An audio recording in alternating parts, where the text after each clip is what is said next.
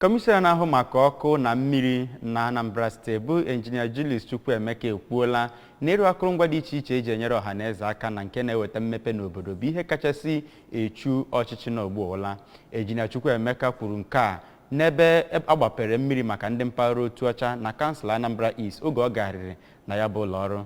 Blessing Uchendu bụ onye nke anyị ga-akọtọpụrụ gị akụkọ a.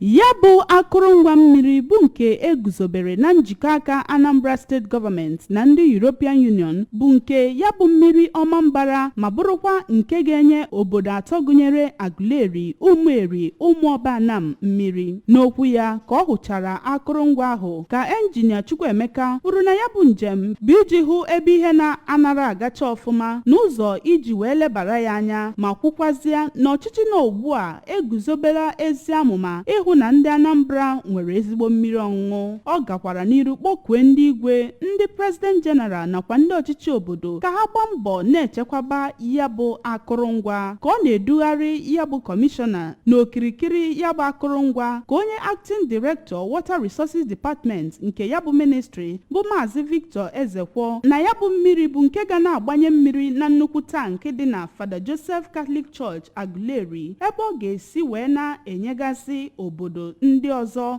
nọ n'okirikiri ahụ mmiri. O kwuru na ya bụ mmiri bụ nke ga-ewechitara ezi mmiri ọṅụṅụ nyegara obodo ndị ahụ nọgasị gburugburu ahụ site n'otu ọcha nke dị n'okpuru ọchịchị Anambra East. Abụ m Blessing Uchendu maka akụkọ ụwa ABS.